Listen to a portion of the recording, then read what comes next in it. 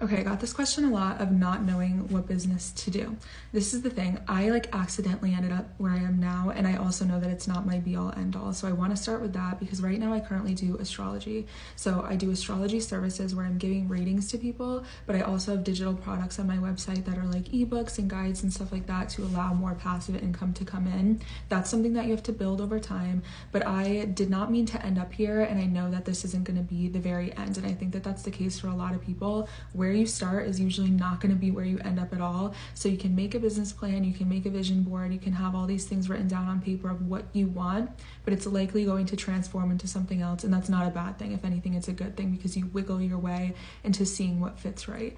So in terms of picking a business to start, I think that's where people already get stuck because they're like, which one should I do? When in reality, you should be leaning into the thing that's naturally calling you. So if you're like, I just want to be a business owner, that's okay to have that drive of I know that I want to own something and I know that I want to be doing things on my own, but I just don't know the right avenue to go down. I always tell people literally just figure out a way to monetize or create a business out of things that you already love to do. And then people say, well, I don't have a talent. Well, I'm not good at anything. It's not about you needing to know how to do a backflip or be this incredible painter.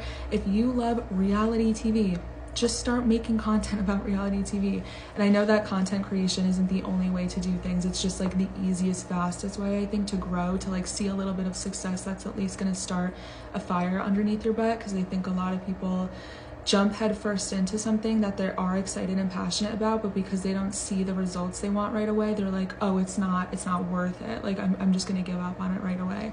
So if you love reality TV, start making content about that. Start a podcast about it. If you are really into thrifting, you can start a thrifting business where you're flipping things and reselling them and adding little embellishments or something like that, and you can make a cute little personal brand with it.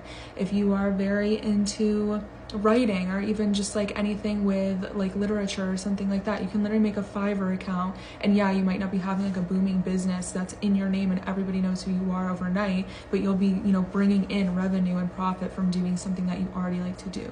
Does that make sense? So I would start there. I also think a lot of people just don't have faith in their own abilities. If you are good at something, somebody will pay for it. You know how many comments I've seen over the years on TikToks of girls being they're literally just hot, and they're loyalty test. If you guys need me to go flirt with your boyfriend, see if he's gonna cheat on you, hit my DM. That's literally a business. It is. And then you can be on the other side of that business with your bestie, and your bestie, who's really good at figuring shit out, can start a hacking business where she's like, okay, let's see if he cheats, and then I'm also gonna figure out how to get into his Instagram and look at the messages myself. Okay, I'm not giving good advice because I'm not suggesting you guys to do that, but you see what I'm saying? You can flip nothing into something. You want to work with what you got, and I always say you want to turn your liabilities into your assets. That's my advice.